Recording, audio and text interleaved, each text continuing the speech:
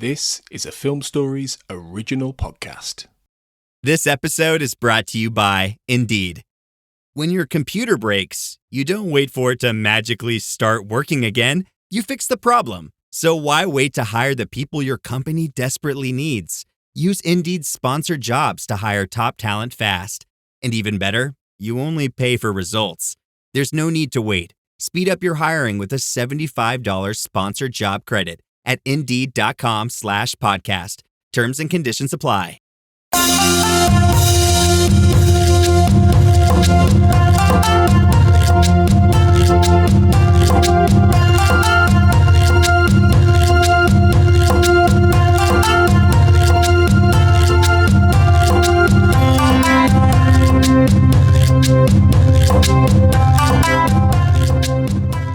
Welcome to the Japan on Film podcast. I'm your host, Perry Constantine, and today is going to be an interesting episode. Today we are talking about Perfect Blue, Yume Nara Samete. This is not the Satoshi Kon Perfect Blue, which we covered several years back on the show now. This is a live-action movie, which is also not an adaptation. It's not a remake of the original one. It's also not an adaptation of the original novel.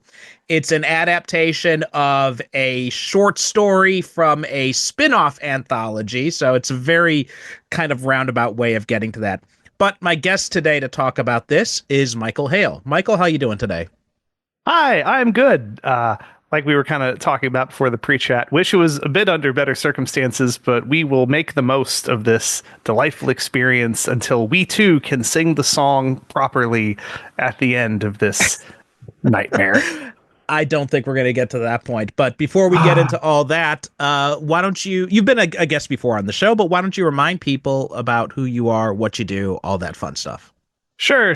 So I have dabbled in content creation. My really good friend and I, we had a podcast in the past. I've done things for. I've had a weird eclectic career. I'm a failed voice actor. I did stuff in the 2000s for ADV Films.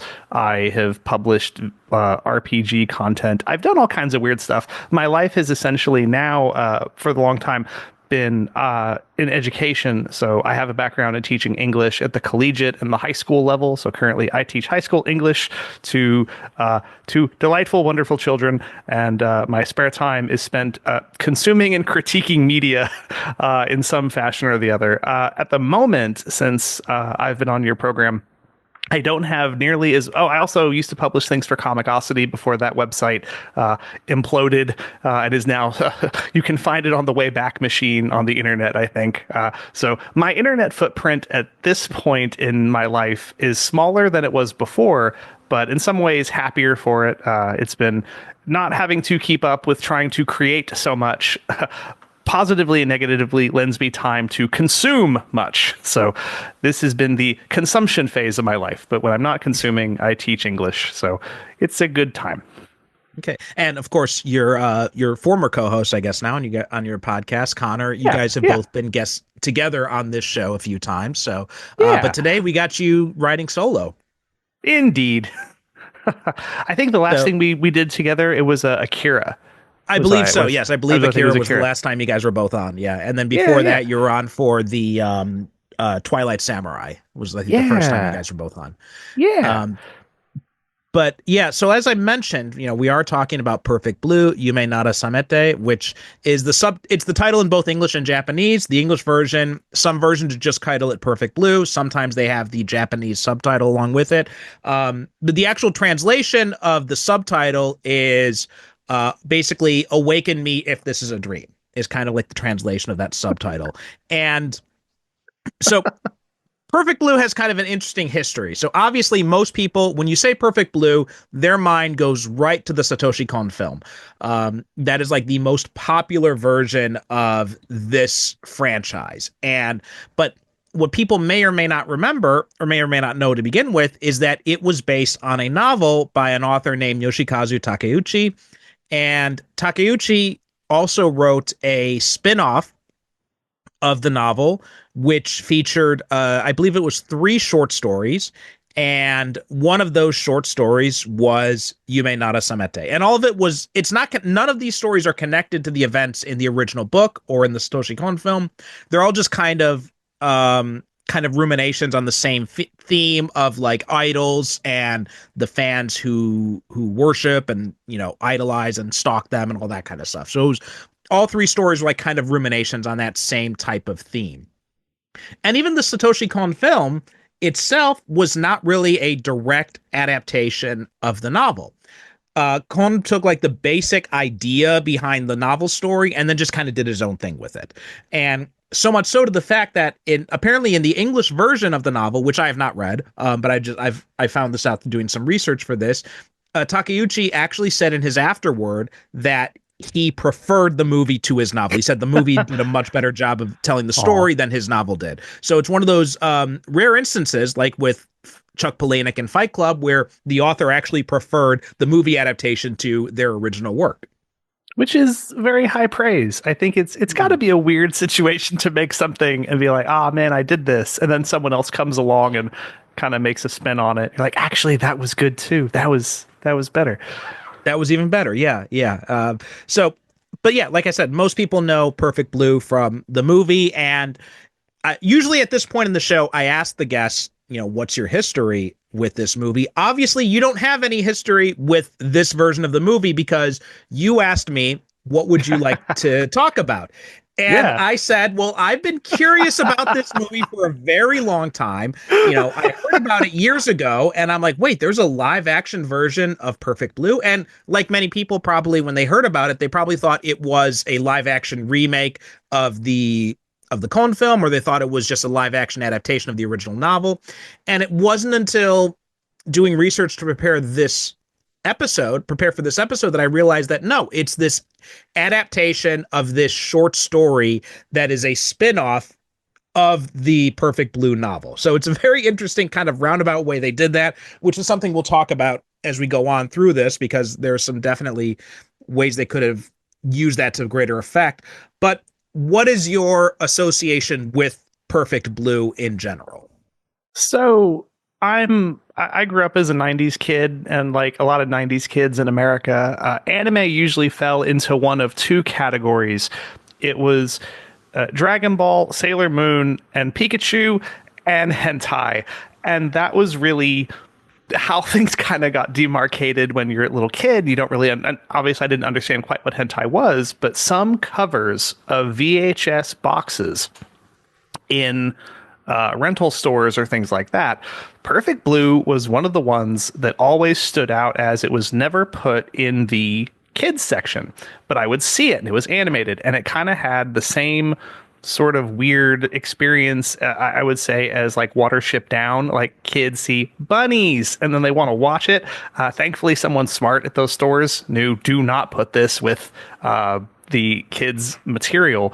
So I always thought that it was maybe like as I got older, I was like, oh, maybe this is just some kind of adult film. And I didn't really understand what it was.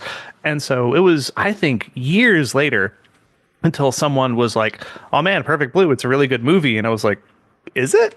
Oh, okay.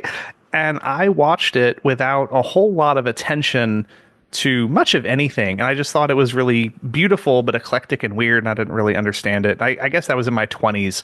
And it wasn't until maybe I was in my 30s that I watched it again as sort of prep for actually something that Connor and I were recording.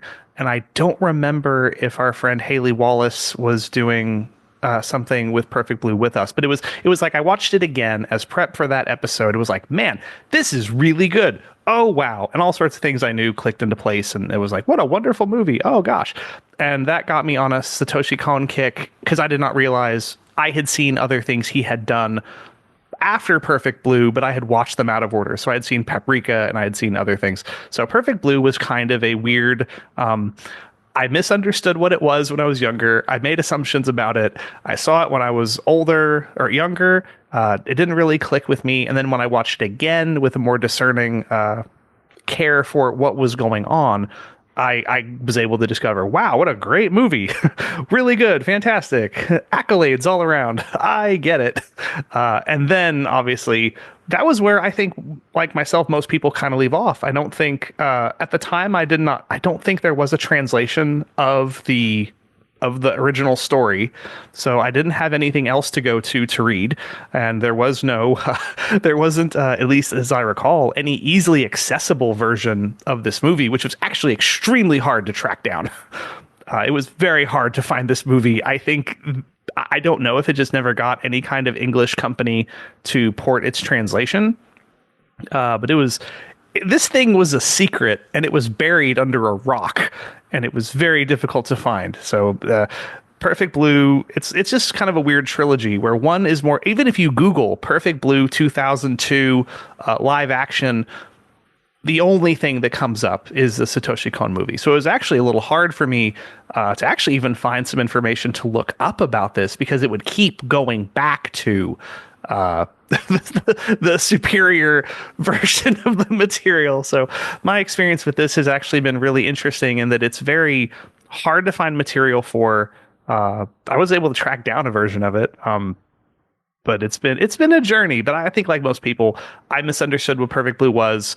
Watched it when I didn't really get a lot of it, went back to it when I was older and was like, hey, this is actually really good. And so that has, for better or worse, colored completely my opinion of this live action movie. Yeah.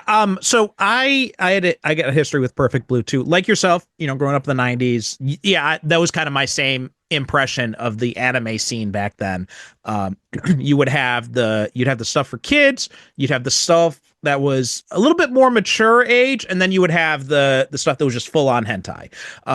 Those are kind of like the three categories I had put them into. So my first exposure to Perfect Blue back in the late 90s, around this time, I got on this kick where I had this mission I gave myself that I was going to rent all the anime from Blockbuster and watch them all at some point. And I never ended up actually completing that mission. I only, got like a handful of stuff. But one of the ones I got, I think it was probably Ninja Scroll. I was literally thinking, was it Ninja Scroll? In my head, I worked at a Blockbuster. I remember the things that we had there, at least in the 2005s. And literally, one of the things that came to my mind is, I bet it was Ninja Scroll. That's one of the ones I always had. Yeah. Of course. Okay. Yeah. Excellent. Good. So this had to have been about, it had to have been around like 97, 98, something like that. And there was a trailer. Because back then, VHS tapes, people, you may not remember this, but we had to sit through all the trailers before we got to the actual movie. There were no menus like you have now where you could just skip things. She actually had to sit through the trailers and all that. And one of them was for Perfect Blue, and the anime version. And I remember watching that trailer and thinking, this is really interesting. And me as I think it was like 15 at the time. Me as like a 15-year-old hormonal boy, my big takeaway is, oh, I bet there's some boobs in that. I should probably watch that. I apologize for my hormonal 15-year-old self, but that was my thought process at the time. And then I saw this at I think it was like Suncoast Video or something like that. These video stores. Do you remember what I'm talking? Yes. Suncoast Video. Yes, they were like the big anime store. Yeah. Yes. $25, $30 a VHS tape for 2 episodes. Yeah. Oh, Jesus Christ. I remember that every time there was a Dragon Ball Z videotape, it was like 3 episodes and it's like $30 fucking dollars. And I'm just like having to justify that. It was ridiculous. And that was back. Guys, this is before the Dragon Ball Z Kai era. So this was the complete, like, extended, drawn-out stuff. So you get 3 episodes, which is mostly, Goku and whoever he's fighting staring at each other. And then you had to pay the $5 extra for the uncut episodes, which in most cases didn't have anything uncut at all. I mean, if you got lucky, no, it was just like some blood. It was like some blood on their mouth or something like that. Yeah, I'm so glad we inadvertently, accidentally had the same childhood. I'm just so glad. Yeah, good times. So, but I watched Perfect Blue, right? I bought Perfect Blue, the VHS tape, because this was not a Blockbuster. This is one of the things that was only in the VHS store. So I bought it on VHS and I watched it. And yeah, there were some boobs in there, but it wasn't anything it was just this very I couldn't understand it, right? I was not equipped at that point in my life to really kind of grasp what the movie was trying to do. So I watched it, and then I just kind of like put it on the shelf, and I just kind of forgot about it. And then years later, I watched it again. I'm just like, oh my God, this movie is amazing. And it was it's such a good film. I still love it to this day. You know, I wanted to go back and re-listen to the episode that I had done on the anime, but didn't have time to. But yeah, it's a great movie. In fact, funny enough, my wife, it just came up on Netflix here, so my wife was actually just rewatching it recently herself. Oh. So yeah, it's one of those movies that I come back to every now and again, and every time I watch it, it's just like it's my favorite Satoshi Kon films. It's one of my favorite movies to be in general. It's just so beautiful, and I've been very has a lot kind to of say. It does. It has so much to say. I find myself every time I'm watching it coming away with something new. And then when I think my first encounter with this version, the live action one, I don't know. Did you ever hear about the live action one before? Only as the whispered, hushed comments on a Twitter feed for years, and it was never, oh, it's so good, or which is not even that it's so bad. Just no one spoke of it at all, and I was actually very surprised when, like, in a positive way, when you mentioned that you were interested in this, because I was like, oh, that's really neat. I love like hunting down and trying to find, like, I actually really like adaptations of things. And I was actually really like, oh man, I have never pursued watching this. What a fun little journey this will be. Because it was like, oh, it's just not a thing that, like, for example, like Satoshi Kon's work is, I feel like people, even in the extrapolation of what it becomes, like they'll go back to it and they'll compare it. Like, people will compare Satoshi Kon's work on like the Stardust Crusader adaptation of JoJo's Bizarre Adventure. Like, they'll go back and look at that and they'll compare it to the new versions. It's like, ooh, which one's better? There's even, we may even touch on this at some point, but like Perfect Blue, it's actually really funny because I watched Black Swan today. They will go and they will look at the scenes that Aronofsky copied from Perfect Blue into Black Swan, and but no blip on my radar. Requiem for a Dream too. He copied the bathtub scene from that. Yes, and no one. It's just dawned on me now, for obvious reasons. No one ever compared the live action version. Like, it was never a part of the discourse of anything. It's just a void. So it was like, I knew one existed, but it was not in any capacity of, ooh, it's really famous for being good, or it's really famous for being bad. It's apparently really famous for being boring, but yeah, it's just always, it was a shame actually that it is what it is. But no, I had no knowledge that this existed until you mentioned it, and I was like, oh yeah, I think I've heard it whispered once on a Twitter thread. Yeah, I remember. It was probably when I first came to Japan. I was in a video store and I was just kind of like glancing through the movies, and I saw this one there at the video store, and I'm just like, oh, that's a weird cover for Perfect Blue, because I wasn't surprised, because it's not unusual for the Japanese releases to have different covers. So I'm just like, well, let me take a look at this cover, and I picked it up, and I'm like, and I looked at the back. I'm like, wait a minute. And this is before I knew any Japanese, so I didn't even notice the subtitle on it. And so but I look at the back, and I'm looking at the images, the screenshots from the movie, and I'm just like, wait, this is a live action version. I'm like, oh my God, they did a live action adaptation of Perfect Blue. And because I remember for years, people were talking about, will there be like a live action adaptation of Perfect Blue, because it was such a big movie. Darren Aronofsky, obviously, like you said, not the reason why he copied those scenes is he bought the rights to the movie so he could really copy those. Yes. Oh, he bought wow. the rights to Perfect Blue so that he could do that scene in Requiem for a Dream. Oh, that's very interesting. Oh, wow. And then obviously, Black Swan was probably the closest we'll ever get to like an American version of Perfect Blue. It was very kind of similar themes he was playing with. He loves Perfect Blue. He's been, very open about how much he adores this movie. And so with all this discourse, I remember at the time, this is like back in the early days of social media, people talking about, an live action version of Perfect Blue. And I'm thinking to myself, like, wait a minute, didn't they do that? Because I remember seeing this DVD at a Japanese video store. And obviously it's not, like I said, it's not actually a remake. It's not a new adaptation of the original source material. It's based off this short story. And in recent years, I had gotten curious about this ever since I started this podcast. This is one of those things where I'm like, I want to see if I can try and find this and do it on the show at some point, because I think it'd be interesting to look at. And I'm someone like you too. I like adaptations. I'm not one of these people who is very down on the idea of remakes. I'm always of the mind that even though a lot of remakes are bad, there are ones that have been very good. There have been some that even surpass the original. So I'm always willing to approach these things with an open mind. And sometimes, even if it isn't better than the original, even if it doesn't match up to the original, it can still do something interesting with that material. So I'm always a fan. Yeah. And I'm always a fan of like taking a look at it and giving it a shot.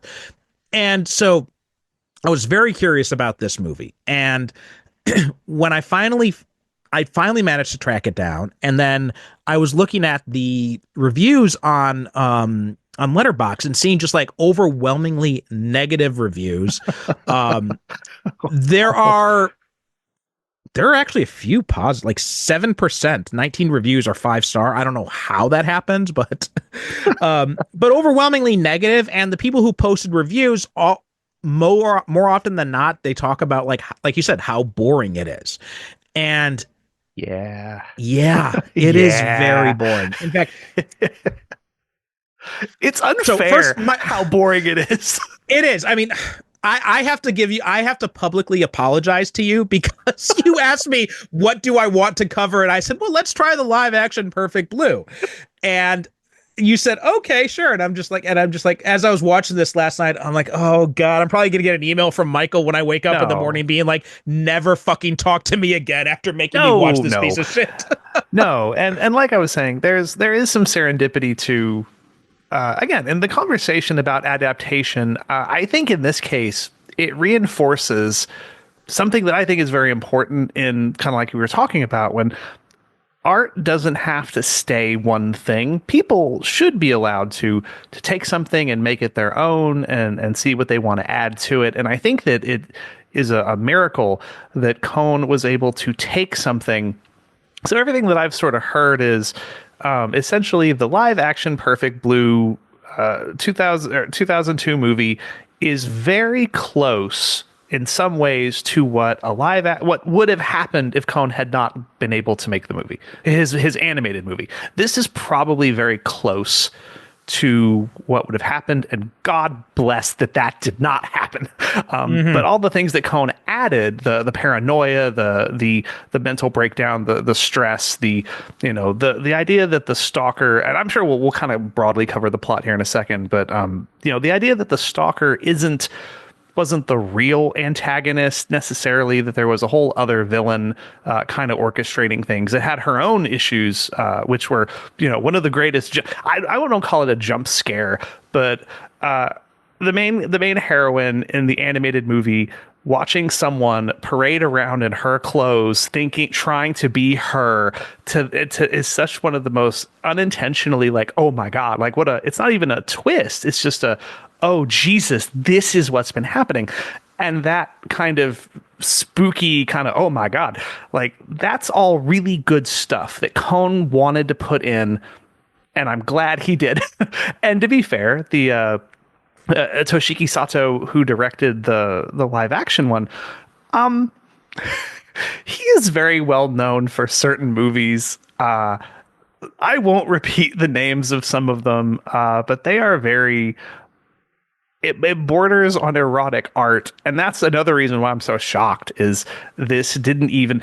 If he wanted to bring his kind of background of pink films and some of these things into what he was making with this, I think he actually could have put a really unique fingerprint on this creation and actually spun it into something maybe that would have been unique in the pantheon of weird adaptations. Instead, it kind of is what it is. But I think that he did deserve his chance. And as much as I'm about to disparage this movie, weirdly, I appreciate that it exists, because it is good to see what art can look like in many forms, so that you can go back and appreciate the other ones, maybe. I don't know. I just have, the more I've been thinking about it, the more I'm like, hey, this movie caused me to want to watch Black Swan, and then that made me go back to think about, other things. It's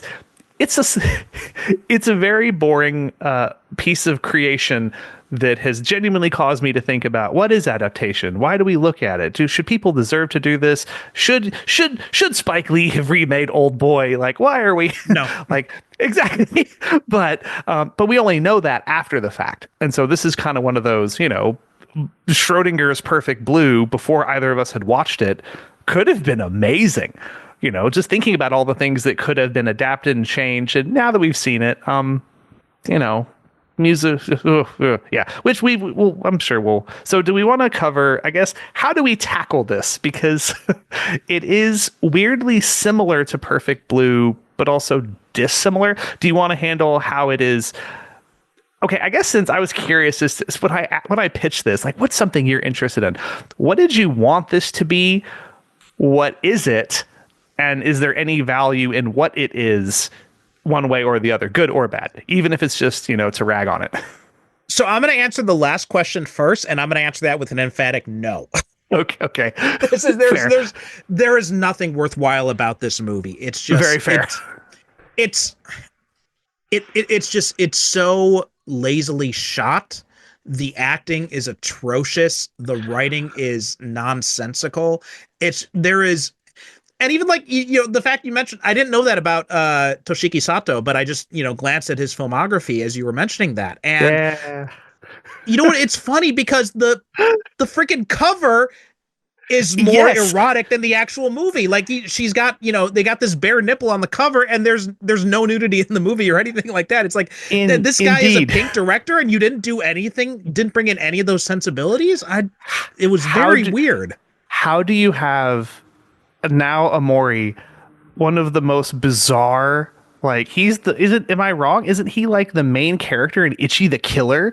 Like, how do you have one of the most unhinged, capable? Now, I will say, there is the one thing I've always felt that was a little 90s coded about Perfect Blue is that the stalker is a very facially deformed person, and I do feel like that was unintentional things where when you want to visually represent someone as the outsider, you make them physically an other, and I always felt very awkward about that. Like, I know he doesn't really want you to sympathize with him too much, but that's where it gets weird. Is in the animated movie, the stalker of the main character is physically othered. He's very deformed, and he is, you could understand why he would develop this weird attachment.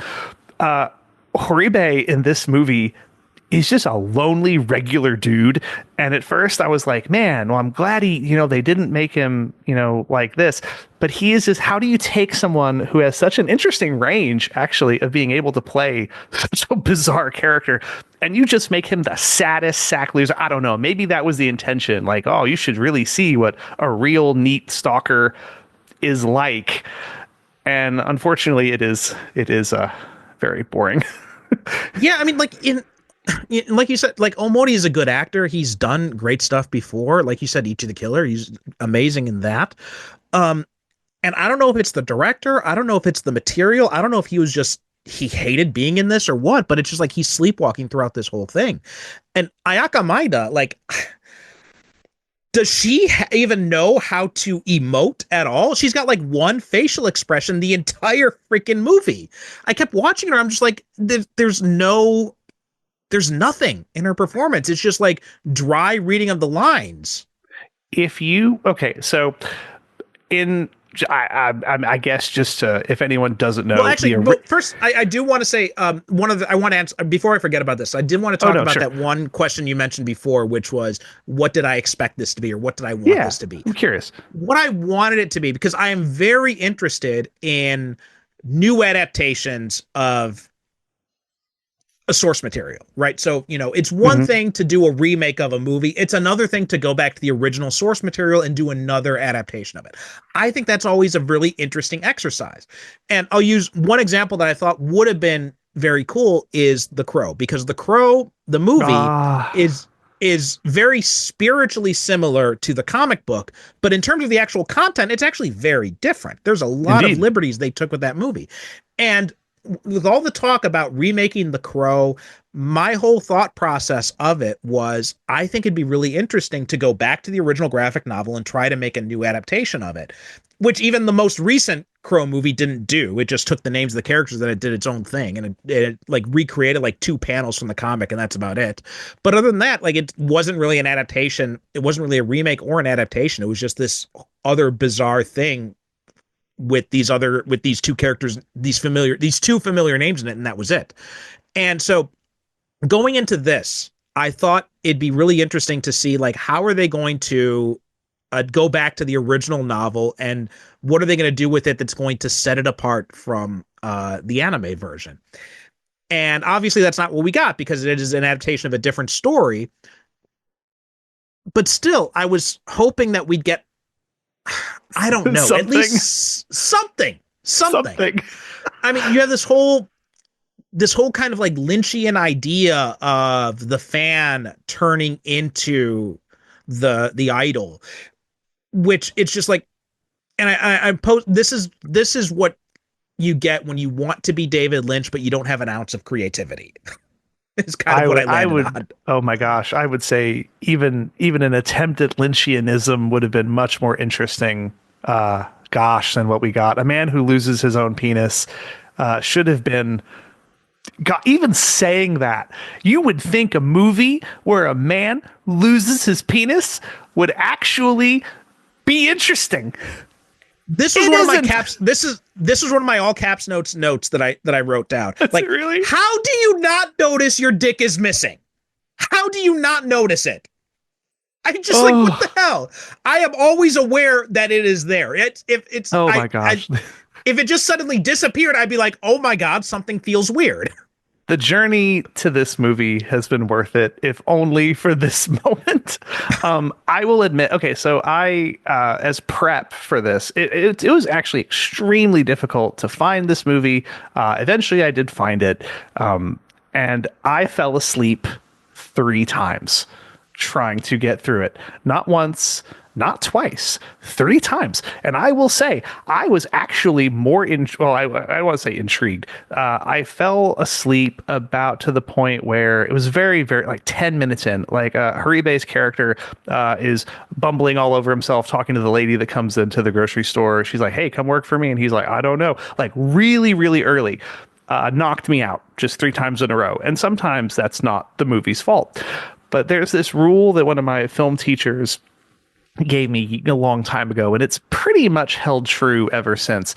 If you can't tell within 10 minutes what the main point of the movie is, whether it's the acting from this one character, that actor is going to be your centerpiece. If it's the action setting up the heist, who's going to get the diamond or whatever, or even if it's the vibe of the aesthetic, like, you should be able to tell within 10 minutes, which is about 4 to 5 pages or so of a script, what is happening, so that the audience, like me, does not fall asleep and does not actually be like, I don't know what this is.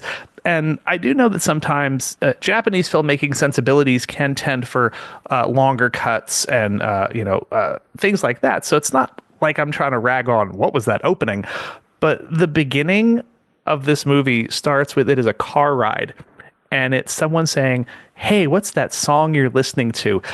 And I can't describe a more generic. This is like the opening of like 100 different animes, 10 different very boring movies. Staring off in the distance as a car is driving, and you hear someone kind of saying, I remember this song my friend gave me. Immediately I was like, oh, well, this is okay. What is this? Because the opening, and again, maybe it's unfair because you have mentioned that they're different, but the opening of the Con movie is this very bright, dynamic, like you are immediately introduced to Cham, you're introduced to the gimmick that they're all working under, you meet the stalker, like, you learn so much so quickly that it's just, the two are just night and day. And so three attempts, and part of me is like, I kind of wish that I had not made it through that 3rd attempt. Yeah, I want to talk more about that opening, but first we're going to toss to an ad break, so we'll be right back after this. Hey, it's Paris. You know I love sparkly things, right? Like stars. Duh. And thanks to Hilton and AutoCamp, I just slept under them.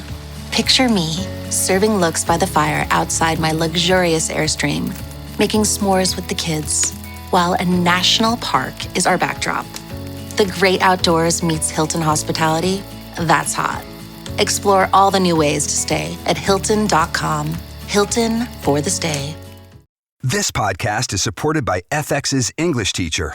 Last year's critically acclaimed series returns to follow Evan, Gwen, and Marky as they vie for their students' divided attention. See why Cosmopolitan called its premiere season a masterclass of comedy, while Glamour raved it's the year's funniest and most heartwarming new comedy series. FX's English Teacher returns tonight at 9 on FX. All episodes streaming on Hulu. And we're back. Another thing that really annoyed me about that opening was just what an exposition dump it is. Like, who talks like this? Right? It's like, what's that song you're humming? It's like, oh, it's this song that, my friend wrote. It's like, oh, really? That's nice. Yeah, she died. She died. She cheated on she was having an affair with our homeroom teacher, and then she eloped with him, and then he decided to go back to his family, and then she went to his apartment building and she jumped off the roof. I'm like, what the fuck? Who talks like that? I don't know. I'm not meaning to make light of this. However, I am meaning to make light of the production value and the cut choices. The girl jumping over the edge, I do not know why. It is not a meme. I have no idea why, but it just, oh my God, the unintentional like snicker that I made, because it cuts to this hard cut to her body, which was actually a little surprising they even did that, because just the feet going over the edge would have been enough. That sells it. That's fine. But the Looney Tunes sound effect that they use with the weird cut just immediately made me be like, oh, okay. What is happening? And especially because it doesn't look like a long fall at all, too. So apparently, because it looks like they filmed the actress falling down on something, and they have this blood splatter there on the bottom. It's just like and you're right, you don't need it. I mean, you show the feet going over the edge of the building. That's it. That's all you need. There's a reason people don't often show that stuff, because it'll either look it'll either look too grotesque for people, or it'll look too cheap. And so that's why they don't show it, because the suggestion is all you need, especially for a movie like this. You don't need any more than that. But more than that, too, they play the entire fucking song so many times. 2 times in the first act alone. They play the entire fucking song. And film is a visual medium, okay? If you're going to play an entire song and you want us to pay attention to the lyrics, you have to show us something interesting visually to go along with it. This is the point in the movie when you can do the flashback. Here's where you can do like a series of vignettes of the images of like the friend meeting the teacher or something, like them, going into a love hotel together or something, and then, them running off to get married. You show this stuff here. You don't do it in a fucking exposition info dump when the camera is overhead of a car. It's just especially with what they give us instead, we're getting like these long shots of a fucking harbor. Like, what the hell is this shit? If I am wrong, so I guess it's like, I don't know. I don't know if this is a thing that you would, I mean, in the email we've talked about, we can mention spoilers. She remembers so much about that event. And in the very beginning, she's like, let me tell you all about this person and who she is and what happened, and leaves out the very important other part about, let me hand you the CD and let me give you the song so that you'll, and then she knows all this because she watched her friend jump off the building and give the most half-hearted, no, don't, I will run after you. And as if she doesn't remember it, which the whole, like the idea of oh my God, even having to say this out loud is just so strange. If they made a point about her saying, there's memories of my friend that I can't reconcile, and I don't know how I know these things, and I have nightmares about what I think I saw, and then at the end she realizes, oh my God, I saw my friend commit suicide. Oh my goodness, what a at least somewhat interesting, like, to regain those memories. And I keep going back to Old Boy now because it's some of the stuff that does is this, but way better. And I just keep thinking, would you have just remembered? Like, what a weird, the movie's ending is nothing. It signifies nothing. It points to nothing. And so all the setup in the beginning, belaboring the history with the friend, is just pointless and vapid. And eat around the banana. It's just empty calories. Like, I can't fathom how someone could actually have something there and then not do the things with the things that are interesting. One of the plots is that the main character's manager's wife is very suspicious of inappropriate actions that may or may not have taken place with other clients, and you would think that goes someplace interesting too. Nah, not really. That's one of the bizarre things about this movie, is because the first hour of this movie, I wrote down, we're like halfway into the movie and nothing has fucking happened yet. Like, it's just nothing happens in the first half of this movie. And then everything happens in the second half. And it's like, why are you wasting our fucking time with all this bullshit in the first half? And then you're just going to toss all this stuff in the end, and you're not going to, guys, I'm sorry. I am very pissed off at this movie. This is probably the most worked up I've gotten on this show. Like, it's just like this movie, I felt, was actively insulting me as I was watching it. It felt like a personal slight. Well, even the idea of a stalker who there's a lot to say about the main character's duplicate, and if that is a separate person from the stalker, but the stalker also transforms into, he loses his dick. Like, the things that happen, I think actively, I do not know if this was the fault of reshoots. I do not know if this was the fault of, they had the original intention was that the stalker would willingly become the duplicate for the person that he is stalking, and then would want to become that person. Like, but there's nothing in, excuse me, nothing in the nature of the story. I would imagine the short story, Cone's movie, has anything to do with magic or transformation, or like you were saying, like that Lynchian kind of energy. This whole movie would have to be Lynchian for that to work, and it isn't. It's very anti-Lynchian. It's like if someone thought what made Lynch interesting was, strange things happening, and not the whole nature, the aesthetic of how he sets up everything, how you're immersed in these weird environments and characters. Like, you're not confused. This movie's too boring to be confusing. It's anti-Lynchian. Yeah. Well, like, I think the story is very similar to this. If I'd done a little bit of research on it as I was, tuning in and out of this movie while watching it. Mm-hmm. And it is kind of this idea, like, I guess they're trying to focus on, like, the duality and this idea of, like, the fan gets so obsessed that he starts transforming. I don't know exactly what it was. I haven't read the story, but one of the things that really pissed me off about this was just how illogical so much of the stuff is surrounding this. And, like, I'm gonna go through this in pieces. First piece I want to talk about is, I want to talk about the wife, because I think that's an important thing here. If you're going to do this, and you're going to try and set up the fact that this wife is so jealous of, the young clients that her husband is seeing, introduce that earlier, lead up to that. Like, the whole idea is, like, she mentions, because one of the things that happened in this movie is, who's the main character, she, out of nowhere, comes on to Bondo, her manager. They're sitting in the car, and she says, "I think I'm in love with you." It comes out of nowhere. Never once up to this point has she ever indicated the slightest bit of romantic interest in him. None at all. None. It just comes out of nowhere. She drops this on him, and he's like, our relationship is going to be staying professional. We are not going to get involved with each other. If you want something like that, you got to go and find a boyfriend on your own. I'm not the one to do that.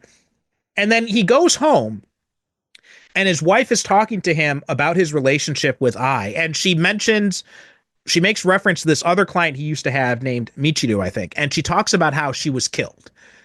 And then we find out at the end where the wife, who's never named, she never gets a name in the movie as far as I could tell. The credits don't literally just credited as his wife.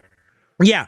And she comes up to the eye that Horibe has transformed into, because he literally transforms into Ayaka Maeda, and she starts playing both parts at that point, which is, if you thought she was a bad actress playing just her own character, her playing another character doesn't do anything better. It's just the same, emotionless deadwood expression on both characters. And the only differentiation you have is the one that used to be Horibe is wearing Horibe's coat. And that's it. That's the only way you know that they're different characters. So the wife comes up to her out of nowhere in the middle of the night, stabs her, leaves the knife in her, and then runs away. And so then I guess we're supposed to okay, so I guess the wife killed the former client, but nowhere is any of this seeded. Like these types of, she's very friendly with in the scenes they have together. It's just like none of this fits together at all. It's just like they're just trying to rush through this at the end, and they're just like, oh, how are we gonna square this circle? And they just kind of throw all this shit together. And it's like none of it makes any sense. But also when she's going up, first off, you've got the story of this stalker, and he's not the one who finds her. She just happens to walk into the convenience store where he's working. And he looks at the poster of her, and he's like, are you her? And her response drove me nuts, because she said, in these situations, I've been advised to say no. That's literally what she says. The most corporate, of course it's me response. I do think that. And then he asks again, so is it you? And she repeats it. I'm just like, are you a fucking robot? What is did something glitch? Like, what is going on here? It's like, why would you say that? Why would you say that? In these situations, when I'm out amongst the public, the more I'm thinking about it, the more it is so unintentionally funny. But because that's not the point, I can't even enjoy this as a comedy. Yeah. To be fair, okay, this actually could have been really hilarious if this was a different tone, like her kind of being like, she's an idol who can't emote. He's a stalker who he wants to be really scary, but he isn't. He's just a dude who works at a convenience store, like a manager who everyone thinks is like sleeping with clients. This is like, I don't know, an equivalent like Veep levels of, this could have a lot of really unintentionally funny parts in it. But because it's all played straight, nothing builds off of itself. It has some bizarre kind of, again, the memory hole that the main character has with watching her best friend, the inspiration for the song she is singing, which obviously they have the psychological part where she can't sing the song, right? She can't actually do it. But we know why at the end, but this doesn't make a rewatch better. Like, I think that there are times when, I don't want to say this is a cheap gimmick, but there are movies where, and TV shows, when you know the twist and you go back to the beginning and you watch it, you're like, oh my God, I now notice so many little things. Like the movie Hereditary is a wonderful movie when you know all these other weird things. Like you realize, oh my God, the cultists are in the background of like every other scene. Oh shoot, that person that bumped into them is the whatever. This is the opposite. This it makes like I agree with you. It made me so angry because I'm like, what was all this for? It doesn't even make a rewatch better because it's just going to be more infuriating the second time because then you have to watch more of it, which is twice as much as no one deserves. Yeah. Yeah, and just also when he's going through her life story and he's reciting all the things he knows about her, and she's just sitting there and like he says, I know what dentist you went to when you were in elementary school. And she's like, oh, the Hody Bay Dental Clinic. He's like, yeah. And he's like, oh, it's a family restaurant. And it's like, why would you not run away screaming at that point? To be fair, why would she remember him at all? She doesn't even remember their best friend who killed herself.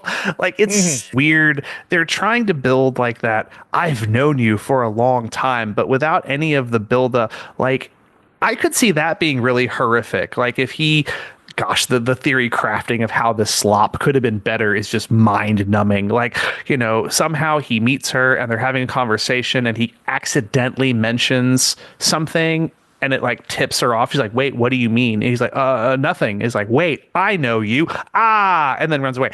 Like, the fact that it is all so bland is the most offensive part. Yeah.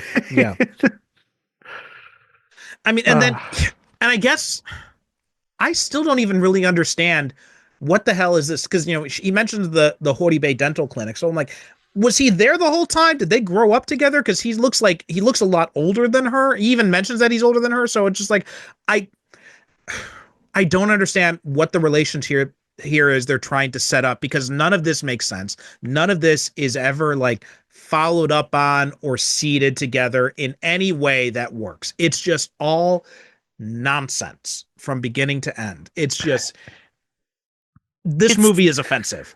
I find this movie very offensive.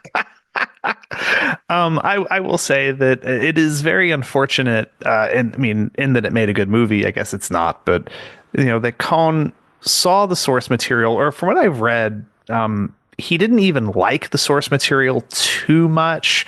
He found some parts of it kind of pedestrian and was like, oh, really? A slasher kind of thing? Or, let's go where the real fun is. What if you doubt yourself? What if the pressure makes you crack? What if we can start doing, for the medium, like you were saying, like film allows you do the thing in your medium that is the most efficient to tell your story. And with Khan, like someone going crazy and having all these self-doubts, like I had not seen Black Swan since it came out. And at the time, I don't remember it being just as unsettling as it really was.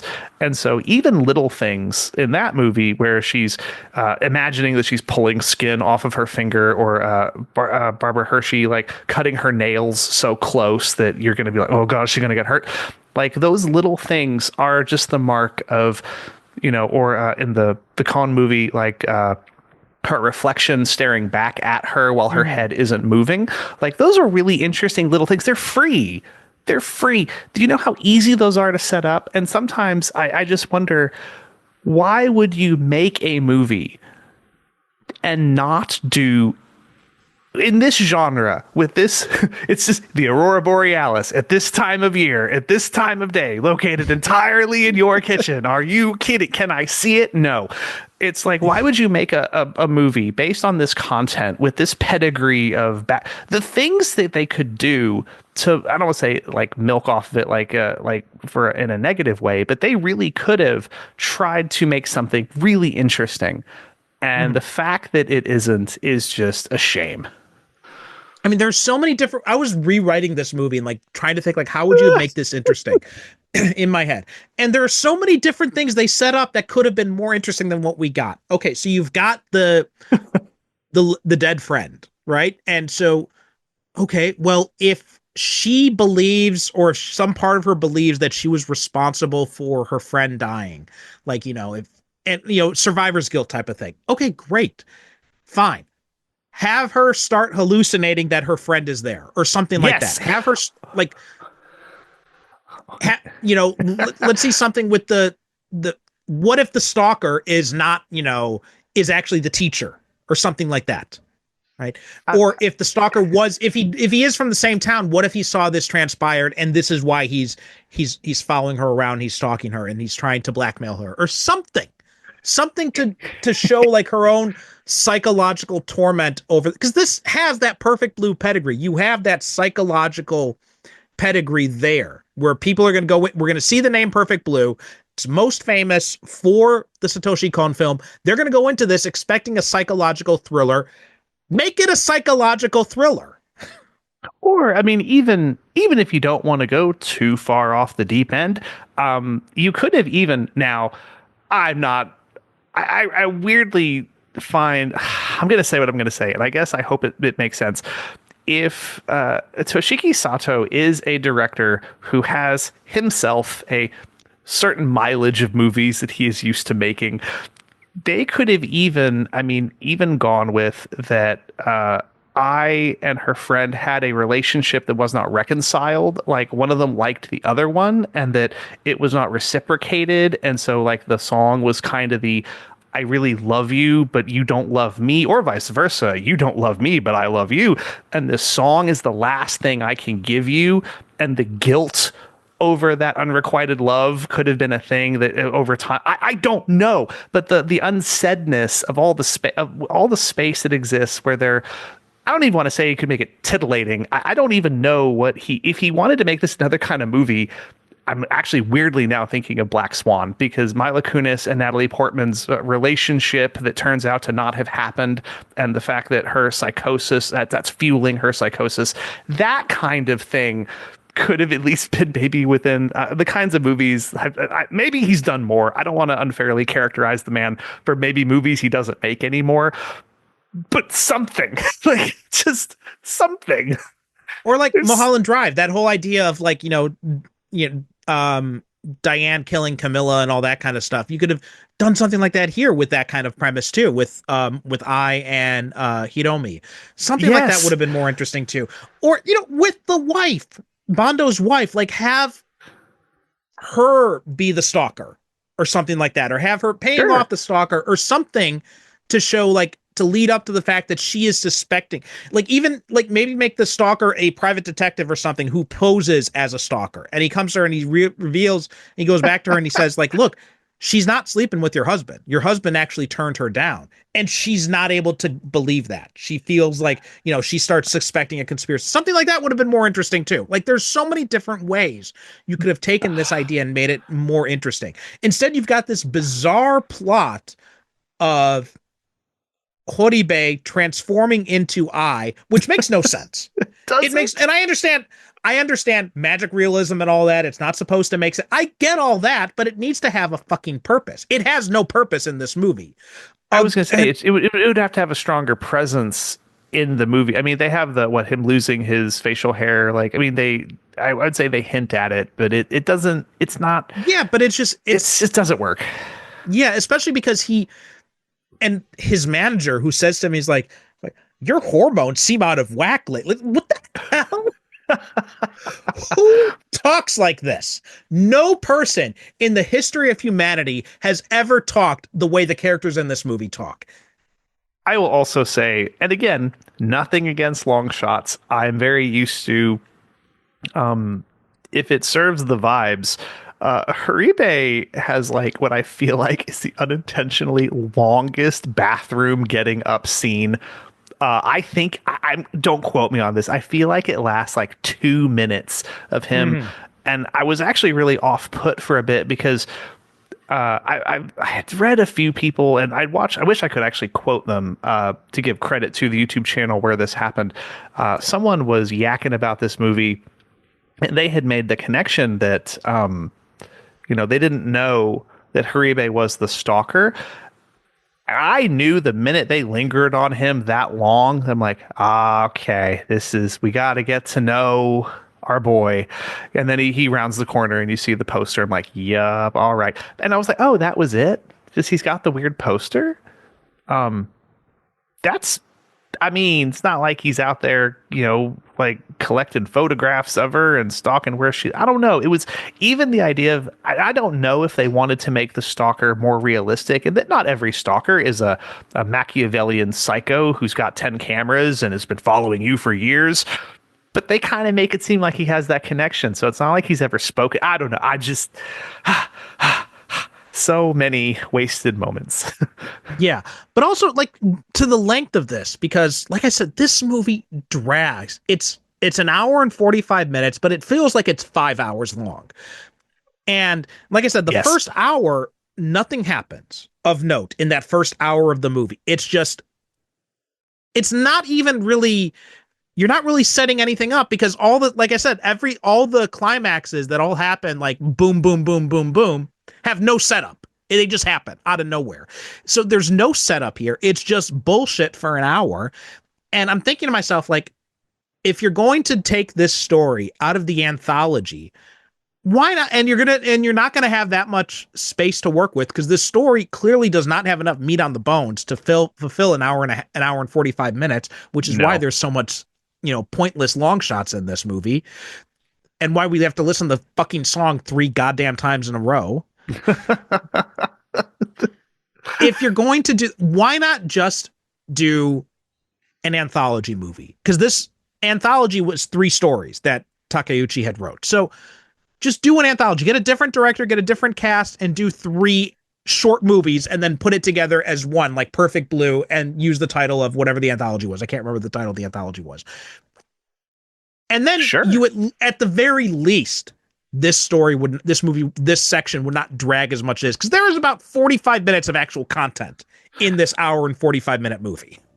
Would this be, I'm not quite entirely sure how the nature of Japanese rights holding kind of works. I mean, this almost feels like when they made I think like Roger Corman or someone made like the Fantastic Four movie. Oh yeah, the Roger Corman one. Yeah, that was never meant to be seen, but just to hold the rights. This almost feels like a money laundering scheme, or like, oh shoot, the rights are gonna lapse for this one company, and we need someone to make. Oh shoot, hurry up! Like I'm now very curious, or maybe based on the cover of this movie, maybe it was supposed to be something else. That cover sends a completely different signal for what this movie is. And maybe that was the intention and it fell through, or, who knows what happens in, filmmaking. I now am deluding myself into thinking that there's a background story that's much more interesting than the real movie. And it's a shame because I can't watch that. Instead, I watch this. So, just because I feel that the worser part is we have been spinning our wheels saying the same thing over and over to ad nauseum, which is a shame, because I feel like when you get this worked up, it's usually not because it's bad in itself. I feel like it's, just like when you've been waiting a long time, or there's a surprise game release that comes out, or you're like, oh, hey, that's actually really cool. Oh, this could be great. And then you've either been waiting a long time and you get it, or it's a surprise. And then you're like, oh, this is not good. That's actually more disappointing than if I didn't know what Perfect Blue was and I just watched this and I went, oh well, and skipped it. See, because I went in this with the lowest of expectations after reading the reviews. And even still, oh no, this movie made me angry. It's like, usually when I go in with that low of an expectation, I come out of it, I'm like, oh, that wasn't so bad. There's some interesting things that they did there. It wasn't great, but it wasn't as bad as I thought it would be. But this movie was just it was not that. It was Welcome to the Void. God, yeah. It's just like it. God, I want to punch the director. That's just it. I just want to fight. I want to get in a fist fight with Toshiki Sato, because this movie. Honestly, I hope it was a money laundering scheme, because there is no excuse for this level of amateur bullshit. I hope somebody was trying to launder Yakuza money from this movie, or something that would give this movie a purpose for being. I feel like I owe you the apology, because really, my intention really was, I don't know, man. You know what? You ask people what we want to watch frequently, and I feel like sometimes you kind of get trapped. Not trapped. I do not mean to phrase that in a bad way. Like something that maybe like, oh, okay, and maybe it doesn't jive with you as well as your guest, and or whatever. So I do feel I owe you an apology as well for being like, I was trying to do a nice thing. I'm like, oh man, I wonder if anyone thinks of the podcast host. What does he want to watch? What's the one movie he's been like, no one has ever recommended you?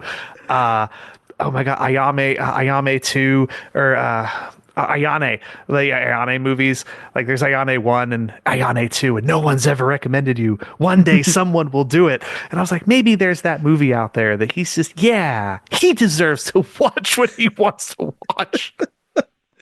And clearly I can't be trusted to do that because this is what I end up with.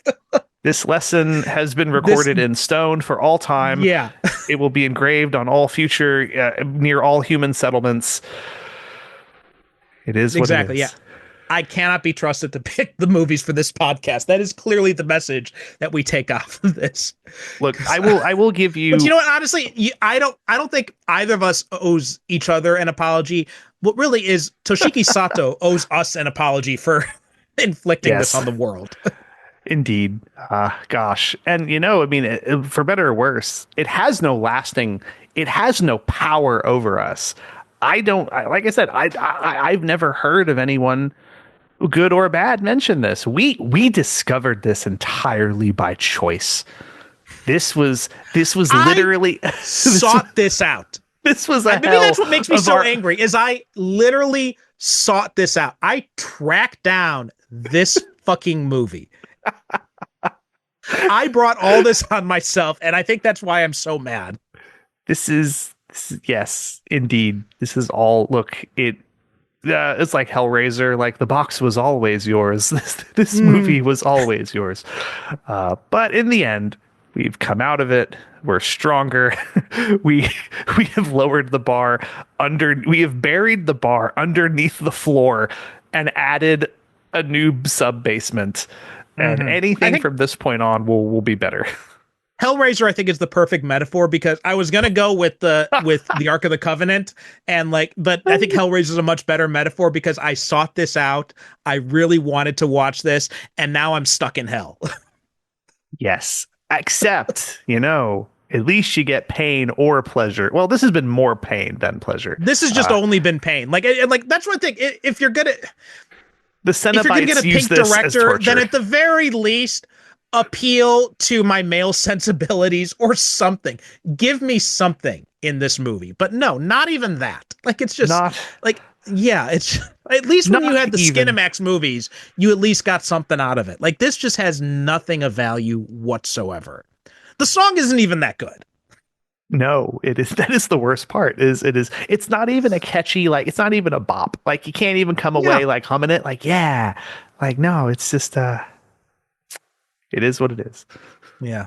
Oh, okay. Michael, listeners, I am sorry. I think that's the way we have to end this. But Michael, I appreciate you taking one for the team and coming on and subjecting yourself to this and not just canceling after you watch like the first 10 minutes. So I appreciate you sticking through and finding this movie, and I appreciate you letting me waste your time. Film is never a waste of time.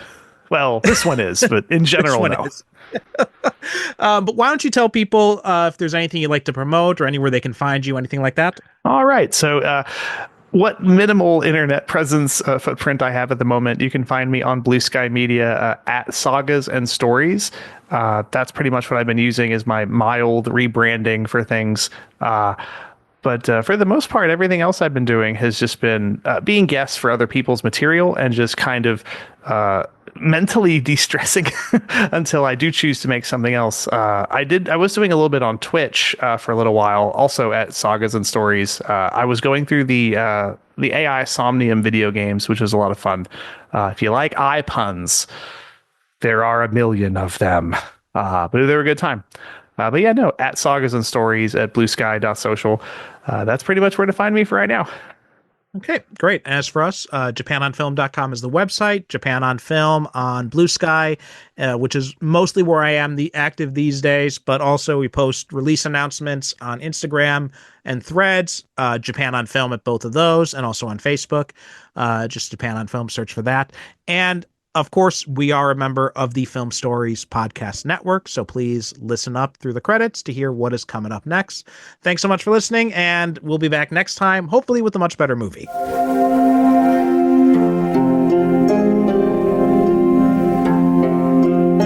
The Japan on Film podcast is produced by me, Perry Constantine, in conjunction with the Film Stories Podcast Network. Visit japanonfilm.com for show notes, episodes, and information about being a guest yourself.